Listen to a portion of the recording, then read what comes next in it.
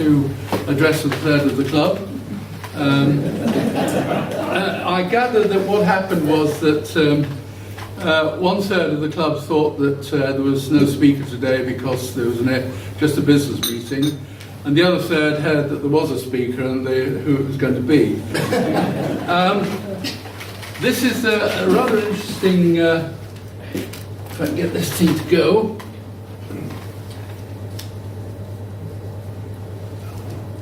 It's the It bottom would have one. to be It's the bottom one. Good picture. bottom one. Yeah. Yeah. I'm quite good at mental arithmetic, and looking at the clock, I see I've got to do about 1,000 miles a minute. So I'm looking out to see if the International Space Station is going whizzing past that I can catch a lift on.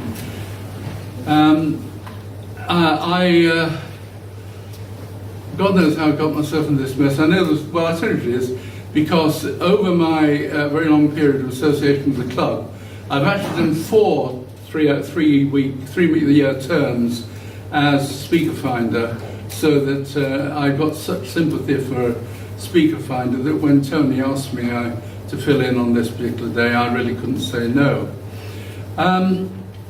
But it's quite an interesting issue here.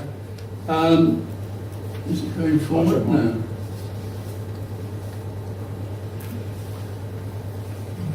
Oh, that's it, yeah. You can see the southern part of South America, the Cono Sur. Pam and I, this just almost a year ago, flew to Argentina. I'll say a bit about that in a moment. And then went all the way around the southern half of South America, ending up in Santiago in Chile and flying back from there to Heathrow. London Heathrow is an interesting experience, and in Argentina even more so. I first went to Buenos Aires when Britain was still legally at war after the Falklands War. An interesting experience because we had an English president of the World Museum Congress, and we had personal invitations from the president, the new democratic President Alfonsín of Argentina, who had taken over after the election following the overthrow of the military junta. But as I say, we're still technically at war, so getting there was quite an interesting experience because we had to work through the so-called protecting powers under the Geneva Conventions, which were Sweden and Denmark and Brazil, and get special visas and so on through there. But I fell in love with the place straight away, with Buenos Aires, most extraordinarily wonderful city. The flight there was very interesting. At that time, first time, you had a 3-stage flight. I've been to Argentina since, I suppose, another 6 or 7 times. Did a lot of work there, mostly for the UN in relation to cultural protection, but also some teaching there in the universities. And it's been interesting to see how much closer Buenos Aires has become. Purely by chance, I was on the very first non-stop British Airways flight from London to Buenos Aires about 9 or 10 years ago, which at that time was the longest non-stop flight on the BA system. It was scheduled for about 14 and a half hours in a 747, which could not carry a full freight load and so on. But it's speeded up quite a lot since. It's amazing on that sort of length of flight how the extra 10 or 20, 15 miles an hour speed that the new 777s, not new anymore, but the newest 777 Boeings make of it. So that we were on a flight that was scheduled to take about 12 hours, 50 minutes, as opposed to 14 and a half first time. In fact, it took 16 hours the first non-stop flight because the whole of the River Plate Valley was full of fog. and the airport was out of use, and the diversion to Montevideo, Uruguay, was also not available. And we got to within about 15 minutes of the last diversion schedule, which would have meant going up into the mountains to Mendoza. Anyway, this time we stayed actually right in the center of Buenos Aires. It's got a pointer on it, yes. Wonderful obelisk, the site by the obelisk. We were just in the hotel, literally just there. We were picked up very well from the airport, taken into the downtown. We badly timed this because there was an all-American heads of state and head of government international conference taking place in Buenos Aires at the time for 3 days, and a lot of the roads were closed and there were diversions.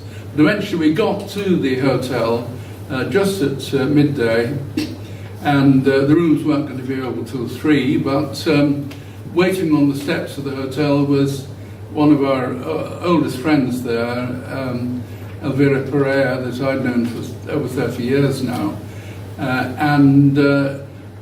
She organised that our baggage should be dropped with the hotel reception, taken up to the room when the rooms were available, and she had a taxi waiting outside to take us down to the Puerto Madera, the old part of the enormous old dock system, mostly built by the British.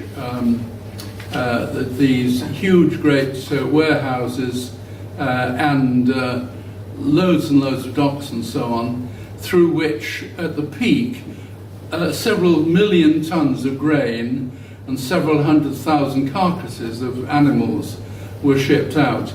Nowadays, the lock entrances are too small, so that they become leisure areas. And our top favourite restaurant in South America, if I can find the thing, is here in Puerto Madera there.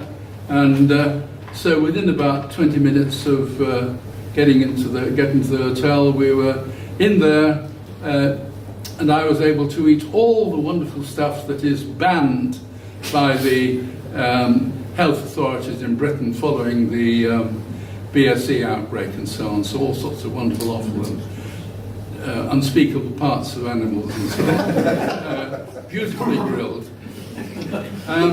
We had several days in Buenos Aires, which is, as I say, a great favourite of ours.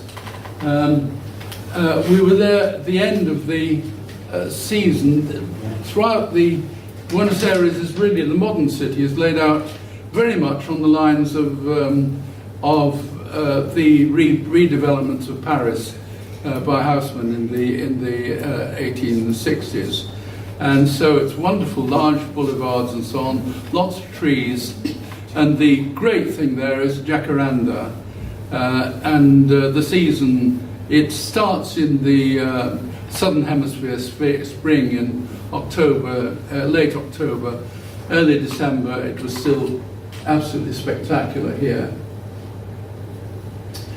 In the downtown area, the famous area is the Plaza de Mayo, the square of celebrating one of the numerous battle victories of 25th of May, which I can never remember which one it was. It wasn't the one in the war between Argentina and Britain.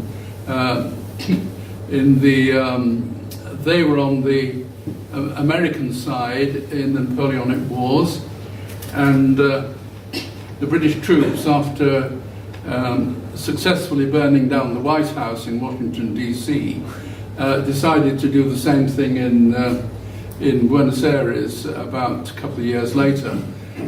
The presidential palace did actually survive and wasn't thing, but a very nice, very pretty colonial period Baroque church was what actually burnt down by the Brits to leave their mark, and didn't really help in relations when Britain then invaded the Falklands, which, to be fair, the British found at first, discovered the Falkland Islands, but they disappeared for a long time, and they eventually went and kicked the Spanish out, the Argentinians by that time out in 1829. Still some historic buildings surviving. On the right hand is the cathedral, which is 18th century Baroque. The central area, the Plaza de Mayo, when I first went there, was full of weeping women, mothers who were protesting about the loss of their missing, disappeared people who had been captured and murdered and thrown out of helicopters into the rear plant. I think it's an extraordinary thing. During the military occupation, tens of thousands disappeared. And interestingly enough, in the last 6 or 8 months, the Argentinians have started a major program of forensic archaeology, trying to track down the surviving remains and using DNA and so on to link them up. Also, the children were stolen. The children, as in fascist Spain under Franco, the children of the people who were murdered, executed, were taken and adopted by people in the military junta. On the right-hand side, I wasn't allowed to take a photograph there.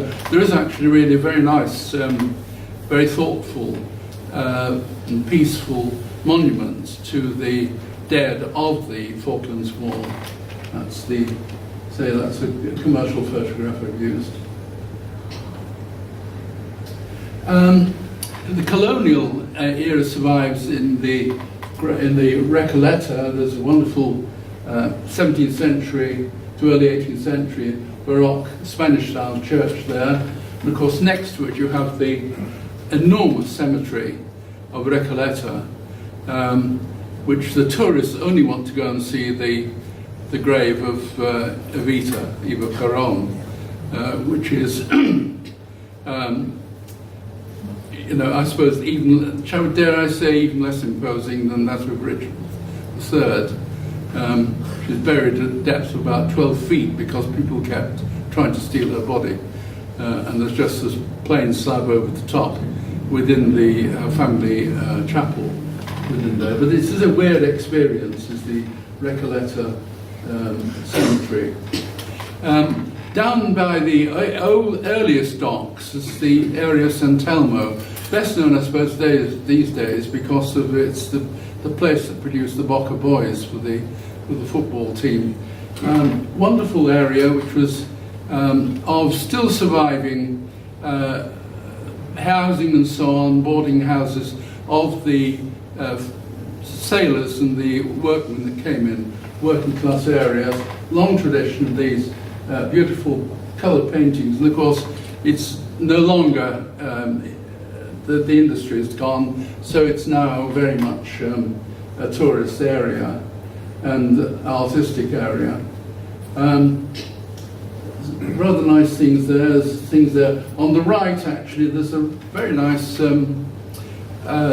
ceramic relief of the fishermen, of the sailors actually coming into the port and so on. The wonderful Argentinian writer, Borges, said once that the Mexicans are descended from the Aztecs, the Peruvians are descended from the Incas, and the Argentinians are descended from the ferry boats.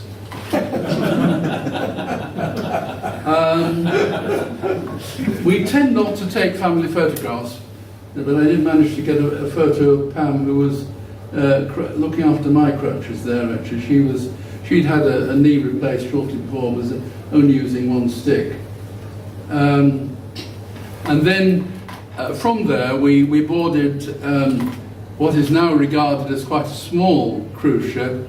It's only about the size of the Hull to Rotterdam ferries, which I'm very, very familiar with, about 60,000 tons, and totally dwarfed by these gigantic things that are now being built. And of course, what's not generally known is that these strange shapes of 18 decks high, some of them new cruise ships, are caused by the width of the Panama Canal. Now last year the Panama Canal was wide, locks were widened completely, so now you're going to be able to have million-ton cruise ships as opposed to only half-million-ton ones. But this was the first time we've been on Holland America,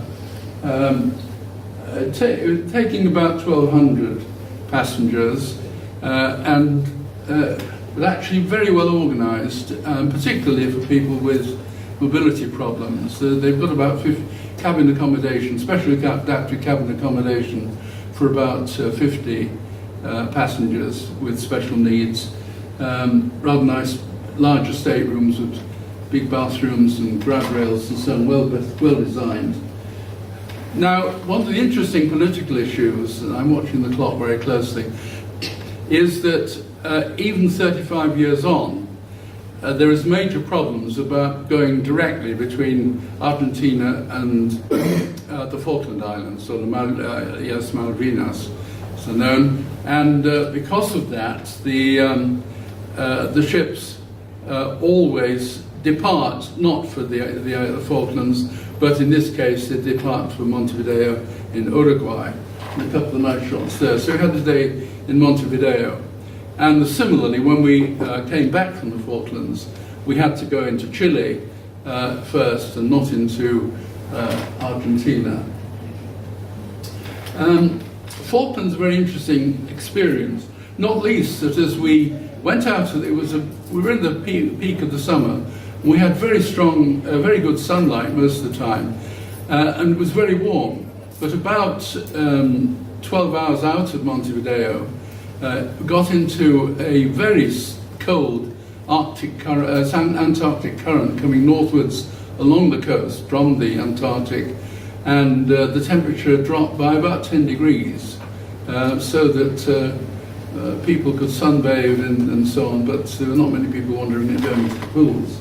The Falkland Islands get quite a lot of tourists now. In the season, which is about 3.5 months in the southern summer, they get 2 or 3 cruise ships a week coming in, and they've got quite a well-organised system. Ships can't go into Stanley itself. They stand off about 3 miles out in deep water inside the shelter of some outer islands. And but they've got set a very good system there for getting the people off the boats in tenders, large launches taking about 100 passengers each, and doing a sort of 25-minute shuttle to this thing here. Finally, I'm not going to get very far around the 19,000 miles today, but Pam and I chose to go to Bluff Cove, which of course is very famous from the tragedy there. Interesting map here is actually the Argentinian one, showing that where they were planning to land, Bahia Agradable, the accessible bay, sheltered bay at Bluff Cove. Stanley, you can see up at there, which they call Puerto Argentina. Porto Argentina, sorry. So we went there. Bluff Cove, of course, was most extraordinary place. There's one large farm there, about 6 square miles, nearly all of which is absolutely horrendous peat bog. There are 3 rivers running through it and numerous streams and so on. The wet bog is at least 10 feet deep. In some cases it's 30 or 40 feet deep. And we went by minibus along the new road that the Royal Engineers built to the edge of this, and from there half the farmers in the on the island, on East Falkland, gathered to, with their Land Rovers and Jeeps, to take you across the bog.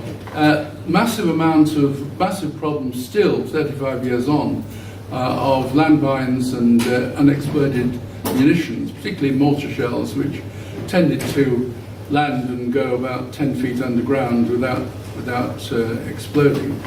So we went across, we're taken across that. Some very good, you've got the famous upland goose, which is distinctive bird of the Falklands. And we went to this penguin rookery. There are about 1,500 gentoo penguins there. And there is the bay which the Argentinians love so much, and where the British landed. The Sagalahad was destroyed in just off that point there. The gentoo penguins nest in these little scrapes that they produce there, and both both male and female, look after the egg and the newly hatched chick. So there's a huge procession of penguins going down to the sea to bring food up. Just a little shot there of it. This is rather interesting here. The ground there is actually the bog, but it has become cemented across by the penguin droppings, guano, which is about 3 or 4 feet thick, and makes a very attractive, very strong surface and so on. There are also a small number of king penguins here. They're totally different. They keep the egg in carry the egg in the feet and until it's hatched, and then they keep the baby in the feet as well. The poor people who bought Bluff Cove Farm, no, I must finish about now, having saved up for it, took a young couple, married couple, they finally spent their first night in the house, and the next morning the Argentinians turned up and kicked them out and interned them, and it was about 6 months before they were able to get back there. But they've developed, as well as the sheep farming, they developed a real nice thing, little cafe there which produces wonderful cakes and also most extraordinarily beautiful jam using a unique cloudberry, bilberry type thing that grows on the islands and everywhere else. And also quite a nice little museum as well. So I think probably ought to finish there. But we did continue on to going first into Punta Arenas in Chile here, where we had a day and some visits and so on. Then carried on to the Beagle Channel, which particularly interested me because Pam and I both done a lot of work in the Argentinian mountains, literally with a copy of Charles Darwin's notebooks in the car, so we went through the Beagle Channel. Finally, we went to Cape Horn on this part of the trip, and the ship did actually go past Cape Horn. By that time, there was a hell of a storm blowing head on as we went out of the shelter and got this westerly coming into us. At which point the captain came on and said that it's only about force 12 now, but there's bad weather ahead, and so they went back into the islands with Chilean pilots, and we actually dodged all the way up the coast, in and out of fjords and inlets and behind islands, all the way up to Santiago. The only gap was, and I will finish here, we had one point where there was no shelter at all. We had to go for about 7 hours with a Category 3 hurricane blowing directly on the side of the ship. absolutely amazing how the ships could cope with that. In fact, the captain explained that he was putting the ship into an artificial list by moving a ballast so that it was leaning about 8 degrees into the wind before the hurricane hit us. And he told us afterwards that they had on the deck, on the bridge, they had recorded the strongest gust at 110 knots, which I think is about 126 miles an hour. Anyway, we managed to do that, and it was, anyway, that was the first, we got about 10, I'll stop here, we're about another 10,000 miles to go.